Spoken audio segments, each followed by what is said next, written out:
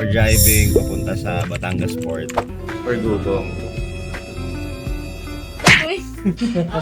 Dito sa part na to ng Puerto Galera, makikita natin yung thousands and thousands of bakawan. Makikita nyo dito.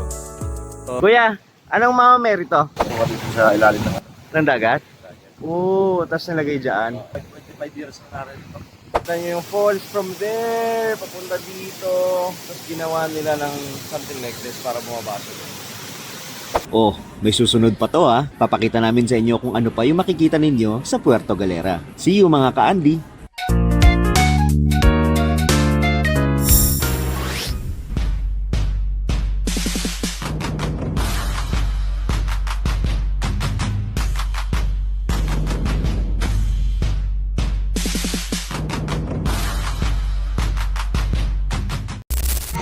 Hey, it's our first night here in Galera and ganito siya, para lang ding Boracay.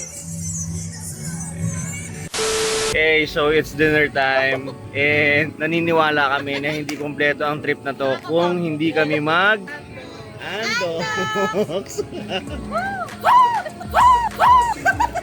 Nakakatamad na po kasi magluto kasi allowed kami magluto dun sa pag-stayan namin. Siguro tomorrow na lang, medyo pagod na kasi kami. Tsaka 'di ba, galing lang kami sa trip. Nagsaglit lang kami sa sa beach para makita namin kung ano yung nangyayari tuwing gabi. Yeah. Tomorrow guys, meron kaming may tour kami tomorrow. So yeah, watch out. Watch out.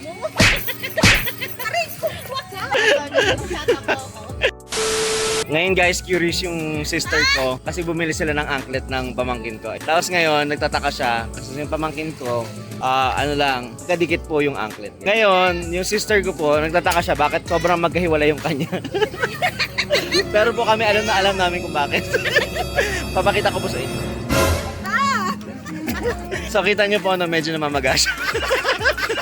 Hindi po natin mapagkakaila ang pamamaga ng kanyang paa. So pinarealize na po namin sa kanya kung bakit hindi po nagkakadikit yung anklet niya. Ilan po, maraming salamat. Mga ka-Anli, ready na ba kayo sa second part ng Galera tour namin? Tagal, no? Eto na siya. It was fun visiting Galera. Sobrang saya dito and sobrang refreshing. And syempre, part ng tour namin is yung island hopping. At ito na nga si Kuya explaining to us kung ano yung gagawin namin. Kasi we will do island hopping, then snorkeling, and kung ano-ano pa. Bukod sa marine life, isa pa sa nakapagpa-amaze sa amin is yung pagbaba ng helicopter, guys. Ayan, di ba? Hindi namin mapigilan magpa-picture kahit sobrang lakas ng hangin. And that's my dad enjoying the wind. Since maliit lang yung bangka na sasakyan namin, kailangan 2 tao lang plus yung magdadrive ng bangka. So for this activity, I'm with my sister and our driver is Kuya Alex. Ito yung underwater cave dito sa Puerto Galera. Yun, ayun sila Kuya. Andito na kami sa underwater cave, guys. Napakalamig po. Pag nag-book kayo ng package niyo, may usually mga hotels meron ng available na water activities. So, ganun yung ginawa namin. So nice. So, lumulusot na kami, no? Kada pa ako, shit, guys. Tapos na, guys. So may kilang naman pala. So meron sila ngayon ditong turon. Ang di mo calamari sila buo-buong squid, so nakakatawa. Nice one. Ito sa ate, siya yung tour guide namin. Ganda, no? So guys, so may butas na dito, no? What?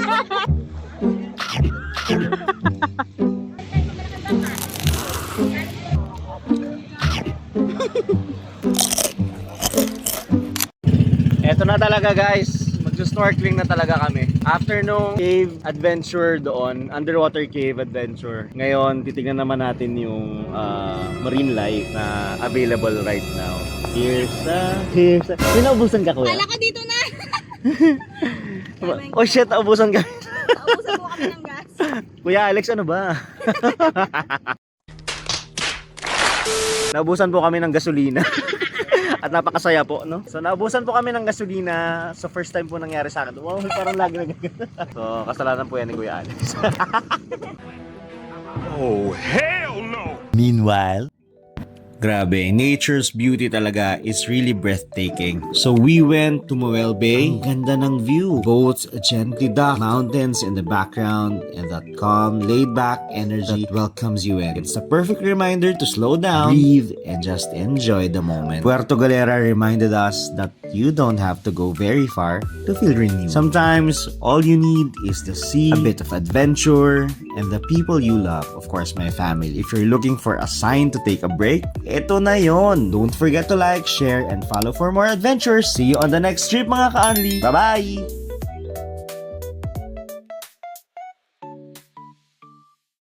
Nasa port na kami ng Puerto Galera. Pauwi na kami, guys. And that's the end of our trip. Next time ulit. Hey guys.